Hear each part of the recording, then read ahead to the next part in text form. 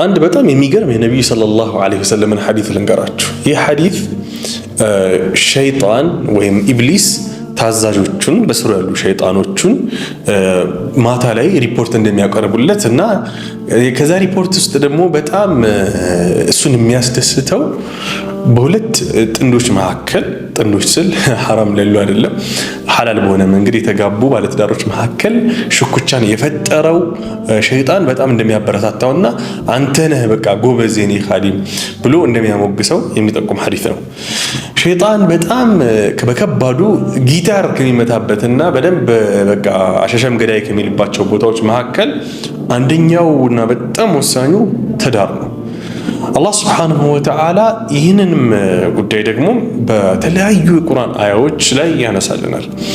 ኢነማ ዩሪዱ ሸይጣኑ አን ዩቂዐ በይነኩም አልዐዳወተ ወልበግዳእ ይላል።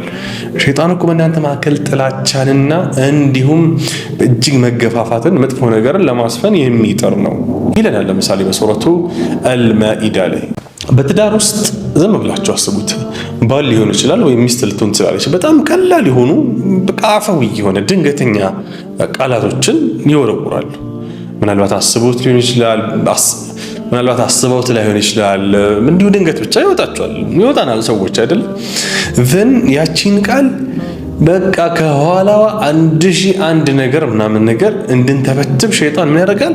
ፍም ይነፋበታል፣ ያጋግለዋል። ከወጣችሁ በኋላ ስራ ቦታ ሆናችሁ እንዴት እንደዛ ትለኛለች፣ እንዴት እንደዛ አለችኝ፣ እንዴት እንደዛ ይለኛል ምናምን በቃ በደንብ ከዛ በጣም ትንሽ የነበረው ነገር ሞቆ ፍርድ ቤት እስከመገታተርና ወደ ፍች እስከመድረስ ቤተሰብን እስከመበተል ልጆችን ወደ ሁለት ቦታ ወደ መገነጣጠል ይኬዳል ማለት ነው። طيب ስለዚህ በጣም ይሄንን አንደርስታንድ ማድረግ ይፈልጋል። ማንኛውም ቦታ ላይ ሽኩቻዎች ይፈጠራሉ፣ መጣላቶች ይፈጠራሉ፣ ቃላቶችን ልንወራወር እንችላለን።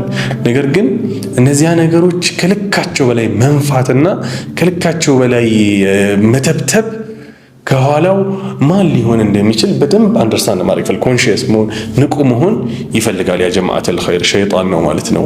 ይሄ በጣም ኢምፖርታንት የሆነ ስትራቴጂ ነው። እስኪ በህይወታችሁ እንደዚህ ነገር አጋጥሟችሁ ከሆነ ሐሳባችሁን ኮሜንት ላይ አስቀምጡልኝ። አሰላሙ አለይኩም ወራህመቱላሂ ወበረካቱ።